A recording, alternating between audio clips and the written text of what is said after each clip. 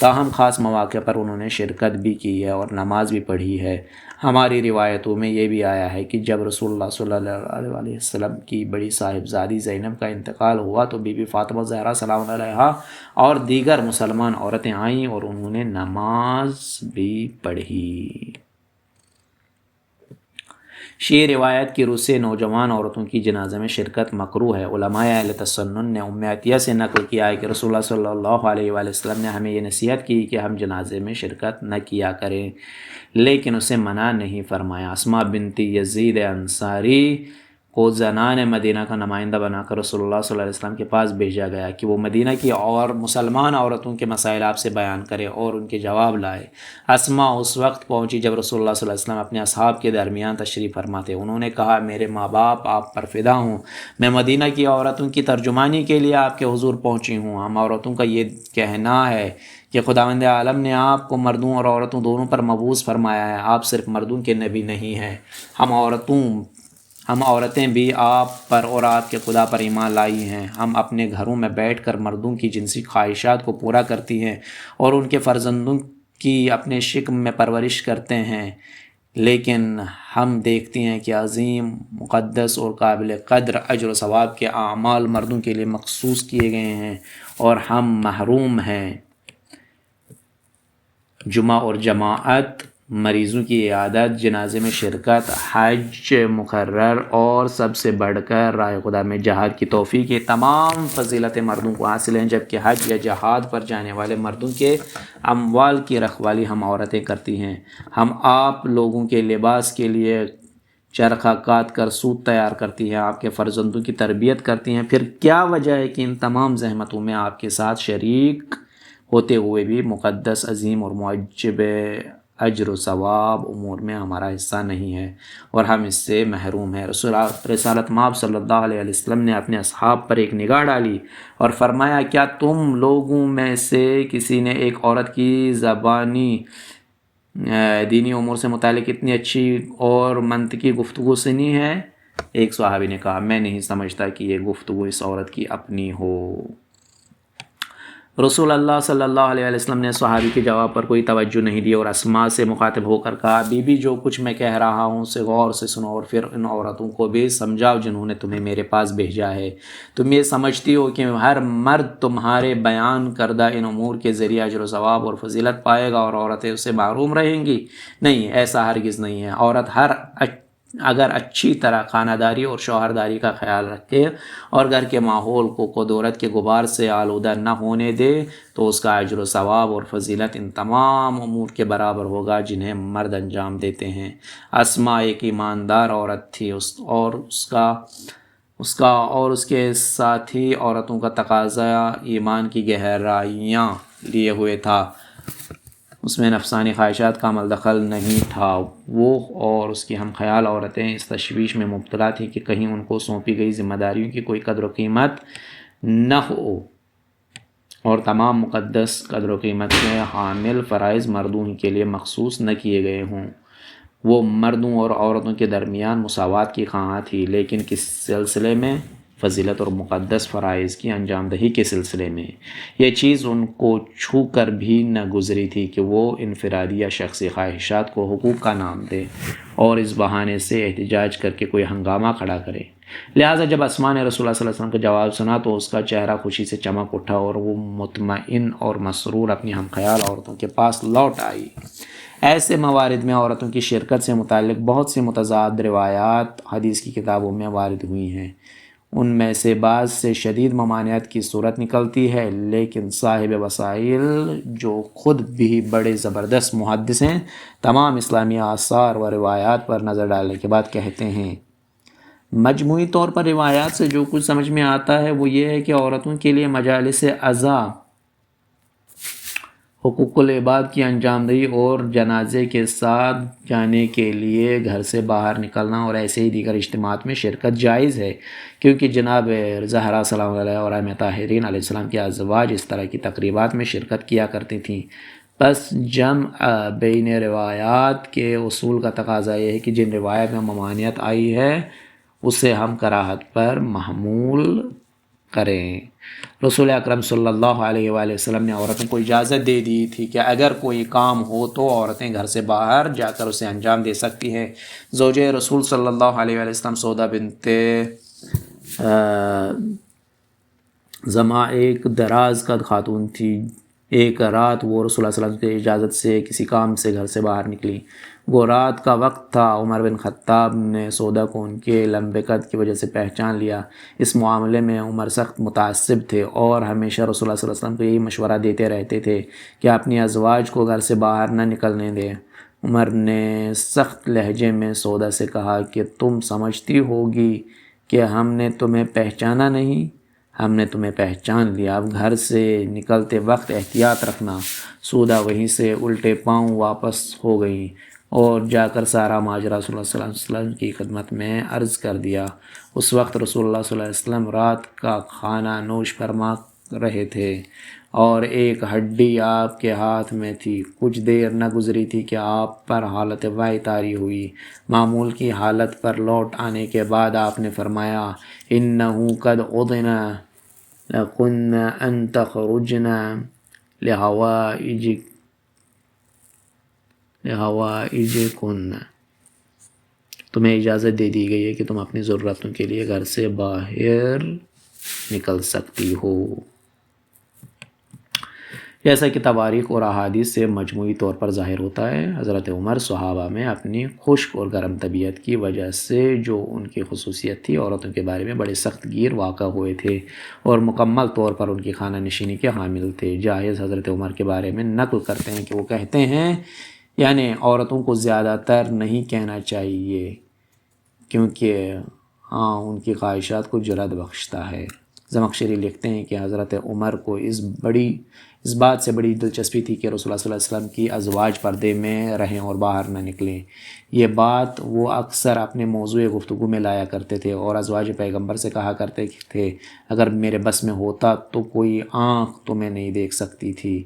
ایک دن وہ ازواج رسول اللہ صلی اللہ علیہ وسلم کی خدمت میں حاضر ہوئے اور کہا تم لوگ دوسری عورتوں سے مختلف ہو جس طرح کہ تمہارا شوہر دوسرے مردوں سے مختلف ہے، لہٰذا تمہارے لیے بہتر ہے کہ تم پردے میں رہو۔ یہ سن کر ام المومنین زینب رضی اللہ عنہا نے فرمایا اے ابن الخطاب، وائے ہمارے گھر اتری ہے اور تم ہمیں غیرت کا سبق پڑھاتے ہو اور ہمارے لیے تکلیف معین کرتے ہو۔ سنن ابن ماجہ میں ہے کہ رسول اللہ صلی اللہ علیہ وسلم نے ایک ایسے جنازے میں شرکت فرمائی جس میں مرنے والے کی ایک رشتہ دار عورت شریک تھی۔ حضرت عمر نے اس عورت کو سرزنش کی تو رسول اللہ صلی اللہ علیہ وسلم نے فرمایا چھوڑو اے عمر، آنکھیں اشکبار، دل داغدار اور غم تازہ ہے۔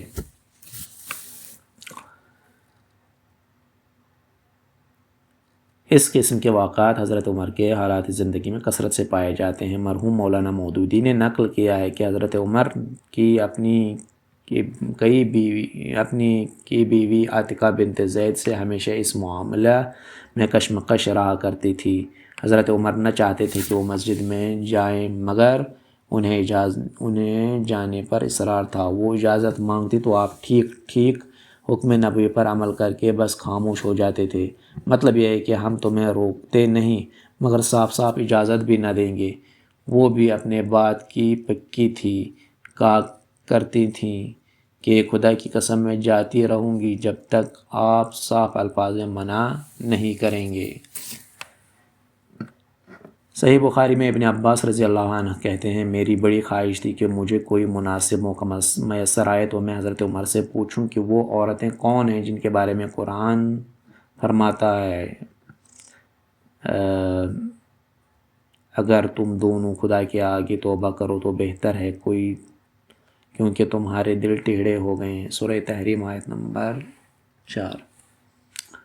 یہاں تک کہ حج کے سفر میں میرا اور ان کا ساتھ ہوا۔ ایک دن مجھے موقع ہاتھ آیا اور میں نے وضو کا پانی ان کے ہاتھ پر ڈالتے ہوئے پوچھا اے امیر المومنین، وہ دو عورتیں جن کی طرف قرآن نے اشارہ کیا ہے کون ہیں؟ حضرت عمر نے کہا تعجب ہے کہ تم مجھ سے ایسا سوال پوچھتے ہو، عائشہ اور حفصہ ہیں۔ اس کے بعد حضرت عمر نے داستان کی تفسیر یوں بتائی میں اور انصار میں سے ایک شخص مدینہ کے بالائی حصے میں رہائش پذیر تھے جو مرکزی شہر اور مسجد سے خاصاً دور تھا۔ ہم نے آپس میں طے کیا کہ ہر کوئی ایک دن چھوڑ کر مدینہ کے مرکزی حصے اور مسجد میں جایا کرے گا اور وہاں پیش آنے والے تازہ واقعات واپس آ کر دوسرے کو سنایا کرے گا۔ ہم اہل قریش مکہ میں اپنی عورتوں پر مسلط تھے، مگر مدینہ کے لوگ اس کے برعکس تھے، ان کی عورتیں ان پر تسلط رکھتی تھیں۔ آہستہ آہستہ یہ بات ہماری عورتوں پر اثر انداز ہونے لگی۔ ایک دن میں نے اپنی بیوی پر برہمی کا اظہار کیا، میری توقع کے خلاف اس نے مجھے جواب دیا۔ میں نے بگڑ کر کہا، تم مجھے جواب دینے لگی ہو؟ اس نے کہا، شاید تمہیں معلوم نہیں کہ رسول اللہ صلی اللہ علیہ وسلم کی بیویاں ان سے کوئی جھجک نہیں رکھتی ہیں اور آپ سے 3-5 کرتی ہیں، اور ایسا بھی ہوا ہے کہ آپ کی زوجہ تمام دن آپ سے ناراض رہی ہے۔ یہ سن کر مجھے سخت غصہ آیا۔ میں نے کہا، خدا کی قسم، رسول اللہ صلی اللہ علیہ وسلم سے ایسا کرنے والا بڑا بد نصیب ہے۔ میں نے فوراً اپنا لباس تبدیل کیا اور شہر میں اپنی بیٹی حفصہ کے پاس پہنچا اور اس سے کہا، میں نے سنا ہے کہ تم تمام دن رسول اللہ صلی اللہ علیہ وسلم کی ناراضگی کا سبب بنی رہی ہو۔ اس نے کہا، ہاں یہ درست ہے۔ میں نے کہا، میری بچی، تم نے اپنا سب کچھ کھو دیا اور تمہیں یہ کیا بھروسہ ہے کہ خداوند عالم جناب رسالت مآب صلی اللہ علیہ وسلم کی خاطر تم پر غضبناک نہ ہو؟ سنو بیٹی، آج کے بعد رسول اللہ صلی اللہ علیہ وسلم کو تیزی نہ دکھانا اور نہ ہی انہیں آزردہ کرنا۔ تمہیں جس چیز کی ضرورت ہو مجھ سے کہو، اور اگر تم اپنی رقیب بی بی عائشہ کو اپنے سے زیادہ خوبصورت پاتی ہو تو اس میں ناراضگی ہونے کی بات نہیں۔ بات گئی گزری ہو گئی۔ ان دنوں ہمیں شام کی جانب سے غسانیوں کے حملے کا خوف تھا۔ ہم نے یہ خبر سنی تھی کہ وہ لوگ ہم پر حملے کی تیاریاں کر رہے ہیں۔ ایک دن جب میرے انصاری دوست کی شہر میں جانے کی باری تھی اور میں گھر میں تھا، میں نے دیکھا کہ رات کے وقت کوئی زور زور سے میرا دروازہ پیٹ رہا ہے۔ میں گھبراہٹ کے عالم میں باہر نکلا تو اس نے خبر دی کہ ایک بہت بڑا حادثہ رونما ہوا ہے۔ میں نے کہا کہ غسانیوں نے حملہ کر دیا ہے۔ اس نے بتایا کہ رسول اللہ صلی اللہ علیہ وسلم نے اپنی عورتوں سے کنارہ کر لیا ہے۔ میں نے اس سے کہا، اف، حفصہ بے آسرا ہو گئی۔ مجھے پہلے ہی اس کا خدشہ تھا اور میں نے حفصہ کو خبردار بھی کیا تھا۔ میں نے الصبح لباس تبدیل کیا اور نماز کی ادائیگی کے لیے مسجد روانہ ہوا اور وہاں رسول اللہ صلی اللہ علیہ وسلم کے ساتھ باجماعت نماز ادا کی۔ آپ نماز سے فارغ ہو کر اپنے مخصوص کمرے میں داخل ہوئے اور سب سے کنارہ کر لیا۔ میں حفصہ سے ملنے گیا، وہ ایک گوشہ میں بیٹھی رو رہی تھیں۔ میں نے کہا، تم کیوں رو رہی ہو؟ کیا میں نے تم سے نہیں کہا تھا کہ رسول اللہ صلی اللہ علیہ وسلم کو اس قدر نہ ستایا کرو؟ اچھا بتاؤ، کیا انہوں نے تمہیں طلاق دے دی ہے؟ اس نے کہا، مجھے نہیں معلوم، میں بس اتنا جانتی ہوں کہ انہوں نے سب سے کنارہ کر لیا ہے۔ میں مسجد میں پہنچا، میں نے دیکھا کہ کچھ لوگ ممبر کے گرد جمع ہو کر رو رہے ہیں۔ میں کچھ دیر ان کے پاس بیٹھا، لیکن چونکہ میں بہت بے چین تھا، اس لیے میں جناب رسول اللہ مآب صلی اللہ علیہ وسلم کے حجرے کی سمت گیا۔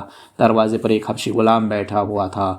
میں نے اس سے کہا کہ جاؤ اور جا کر رسول اللہ صلی اللہ علیہ وسلم سے کہو کہ عمر اندر آنے کی اجازت چاہتا ہے۔ غلام گیا اور اس نے واپس آ کر کہا کہ میں نے اطلاع پہنچائی، مگر رسول اللہ صلی اللہ علیہ وسلم نے سکوت اختیار کیا ہے۔ یہ سن کر میں ممبر کے گرد جمع ہونے والوں میں واپس لوٹا اور کچھ دیر وہاں گزری، مگر مجھ سے رہا نہ گیا۔ میں نے پھر واپس آ کر دربان سے ملاقات کی اجازت چاہی۔ وہ اندر گیا اور پھر یہی کہا کہ میں نے اجازت طلب کی، مگر رسول اللہ صلی اللہ علیہ وسلم نے جواب نہیں دیا۔ میں تیسری مرتبہ ممبر کے گرد جمع ہونے والوں کے درمیان پہنچا جو حضرت صلی اللہ علیہ وسلم کی ناراضگی کی بنا پر فکر مند تھے، لیکن پھر مجھ سے بیٹھا نہ گیا۔ تیسری بار پھر میں نے دربان سے جا کر داخلے کی اجازت چاہی اور اس نے پھر لوٹ کر یہی کہا کہ رسول اللہ صلی اللہ علیہ وسلم نے سکوت اختیار کر رکھا ہے۔ میں مایوسی کے ساتھ واپس جانے لگا۔ اچانک دربان نے آواز دی اور کہا کہ پیغمبر نے تمہیں اجازت دے دی ہے، اب تم آ سکتے ہو۔ جب میں اندر داخل ہوا تو میں نے رسول اللہ صلی اللہ علیہ وسلم کو دیکھا۔ پہلو کے بل فرش زمین پر لیٹے ہوئے تھے۔ آپ کے سرہانے کھجور کی چھال کا تکیہ تھا اور آپ کے بدن پر کنکریوں کے نشانات پڑ گئے تھے۔ میں نے سلام کیا اور کھڑے ہو کر عرض کی، یا رسول اللہ، سننے میں آیا ہے کہ آپ نے اپنے ازواج کو طلاق دے دی ہے، کیا یہ سچ ہے؟ آپ نے فرمایا، نہیں۔ میں نے کہا، اللہ اکبر، اور کھڑے کھڑے گفتگو شروع کی۔ میں چاہتا تھا کہ دل لگی کا کوئی راستہ کھل جائے۔ میں نے کہا، ہم قریش کے لوگ جب تک مکہ میں تھے اپنی عورتوں پر مسلط تھے، اب ہم اس شہر میں آ گئے ہیں اور بدبختی سے یہاں کی عورتیں مردوں پر مسلط ہے۔ رسول اللہ صلی اللہ علیہ وسلم نے یہ سن کر تبسم فرمایا۔ میں نے اپنی بات جاری رکھی اور کہا کہ میں نے پہلے ہی حفصہ کو کہہ دیا تھا کہ اگر عائشہ تم سے زیادہ خوبصورت اور زیادہ محبوب ہے تو اس میں جھنجھلاہٹ کی کوئی بات نہیں۔ رسول اللہ صلی اللہ علیہ وسلم کے چہرے پر تھوڑی سی مسکراہٹ نمودار ہوئی۔ یہ دیکھ کر میں نے بیٹھنے کی جرات کی اور اپنے اطراف میں دیکھا، مگر مجھے کوئی چیز نظر نہیں آئی سوائے بکری کی 3 کھالوں کے جو ایک کونے میں رکھی ہوئی تھیں۔ میں نے عرض کی، یا رسول اللہ صلی اللہ علیہ وسلم، دعا فرمائیں کہ اللہ تعالیٰ آپ کی امت کو ترقی عنایت فرمائے، اور اسی طرح جس طرح روم اور فارس کے لوگ نعمتوں سے مالا مال ہے۔ رسول اللہ صلی اللہ علیہ وسلم جو تکیے کے سہارے آرام فرما رہے تھے اچانک اٹھ بیٹھے اور فرمایا، یہ آسائش لطف الہی کی دلیل نہیں ہے؟ انہوں نے ان نعمتوں کو آخرت کے بجائے اسی دنیا میں خداوند عالم سے حاصل کر لیا ہے۔ میں نے عرض کی، میں اپنی بات پر نادم ہوں، آپ میرے حق میں دعا کہ مغفرت فرمائیں۔ اس کے بعد 1 ماہ تک رسول اللہ صلی اللہ علیہ وسلم اپنی بیویوں سے الگ رہے۔ وجہ یہ تھی کہ بی بی حفصہ نے ایک راز بی بی عائشہ پر ظاہر کر دیا تھا، نہ یہ کہ جیسا عمر نے سمجھا تھا۔ ازواج رسول صلی اللہ علیہ وسلم کچھ زیادہ زبان چلانے لگی تھیں، جس سے حضرت صلی اللہ علیہ وسلم کو تکلیف ہوئی تھی، اس لیے آپ نے ان سے بول چال ترک کر دی تھی۔ 1 ماہ بعد آپ نے اپنی ازواج سے رجوع فرمایا۔ اس دوران آیے تخیر نازل ہو چکی تھی، جس میں کہا گیا تھا کہ اگر ازواج رسول صلی اللہ علیہ وسلم میں سے کوئی اپنی ازدواجی زندگی سے ناخوش ہے تو رسول اللہ صلی اللہ علیہ وسلم کو چاہیے کہ وہ نہایت خوش اسلوبی سے کافی مال کے ساتھ اسے اس کے امر میں آزاد کر دیں، تاکہ وہ جہاں چاہے چلی جائے اور جس سے چاہے زندگی کا بندھن جوڑ لے، اور جو اسی سادہ زندگی کے ساتھ رسول اللہ صلی اللہ علیہ وسلم کے ساتھ نباہ کرنا چاہے وہ ان کے ساتھ ازدواج قائم رکھ سکتی ہے۔ سب نے کمال رضائیت سے کہا کہ ہم خدا اور رسول اللہ صلی اللہ علیہ وسلم کو اپنے لیے منتخب کرتی ہیں اور زوجیت کے اس افتخار کو اپنے ہاتھ سے کھونا نہیں چاہتی۔ ہاں، تو یہ افراط و تفریط کے درمیان اسلام کی یہ روش، جیسا کہ ہم عرض کر چکے ہیں کہ اسلام جنسی آزادی کے خطرات سے بخوبی واقف ہے، اور اسی لیے اجنبی مرد و زن کے میل جول اور تعلقات کے سلسلے میں بڑی احتیاط سے کام لیتا اور ان حدود کا تعین کرتا ہے کہ جن کی پابندی کرنے سے کوئی فساد رونما نہ ہو۔ مختصر یہ کہ وہ عورتوں کو مردوں سے دوری رکھنے کا حامی ہے۔ صحیح بخاری جلد 7 صفحہ نمبر 36-38، صحیح مسلم جلد 4 صفحہ نمبر 192-194۔ اسلام عورتوں کو مسجد میں نماز ادا کرنے کی اجازت دیتا ہے، مگر مردوں کے اختلاط کے ساتھ نہیں۔ وہ ان کے لیے علیحدہ مقام کا تعین کرتا ہے۔ کہتے ہیں کہ رسول اللہ صلی اللہ علیہ وسلم نے اپنے دور حیات میں عورتوں کے مسجد میں داخلے کے لیے خاص دروازے کا تعین فرمایا۔ ایک دن آپ نے دروازے کی طرف اشارہ کر کے فرمایا، اچھا ہے اس دروازے کو عورتوں کے لیے مخصوص کر دیا جائے۔ بعد میں حضرت عمر نے صریحاً مردوں کو اس دروازے سے آنے کی ممانعت کر دی۔ نیز یہ بھی کہا جاتا ہے کہ رسول اللہ صلی اللہ علیہ وسلم نے یہ حکم دیا تھا کہ نماز شب کے اختتام پر پہلے عورتوں کو باہر جانے کا موقع دیا جائے، پھر مرد باہر نکلیں۔ آپ کو یہ بات پسند نہیں تھی کہ مرد و زن اختلاط کے ساتھ مسجد سے باہر نکلیں، اس لیے کہ فتنے اسی اختلاط سے ابھرتے ہیں۔ جناب رسول اللہ صلی اللہ علیہ وسلم مرد و زن کے اختلاط اور تقریب سے بچنے کے لیے یہ حکم فرماتے تھے کہ مرد شاہراہوں اور گلی کوچوں میں کنارے سے ہٹ کر اور عورتیں کنارے کے ساتھ چلیں۔ ایک دن رسول اللہ صلی اللہ علیہ وسلم مسجد سے باہر تشریف فرما تھے۔ آپ نے دیکھا کہ مرد و زن ایک ساتھ مسجد سے نکل رہے ہیں۔ یہ دیکھ کر آپ نے عورتوں سے فرمایا، بہتر یہ ہے کہ آپ مردوں کے نکل جانے تک صبر کریں، آپ کنارے کنارے چلیں اور مرد راستے کے درمیان چلیں۔ اسی مناسبت سے فقہا فتویٰ دیتے ہیں کہ عورتوں اور مردوں کا ایک ساتھ مل کر چلنا مکروہ ہے۔ مرحوم آیت اللہ سید محمد کاظم طباطبائی یزدی قدس سرہ فرماتے ہیں، مردوں اور عورتوں کا اختلاط مکروہ ہے، مگر وہ عورتیں جو سن رسیدہ ہوں۔ سچ تو یہ ہے کہ جس کسی کا دل بیمار نہ ہوگا وہ تسلیم کرے گا کہ اسلام کا راستہ معتدل اور متوازن ہے۔ اسلام نے جہاں جنسی روابط میں پاکیزگی کا خیال رکھا ہے، وہاں عورتوں کو اپنی صلاحیتیں بروئے کار لانے کی ممانعت نہیں کی، بلکہ اہتمام کیا کہ اگر یہ طریقہ روح عمل لایا جائے تو انسان کی روح سلامت رہے گی، گھریلو روابط میں خلوص پیدا ہوگا اور معاشرے میں مرد و زن صحیح طور پر فعال کردار ادا کر سکیں گے۔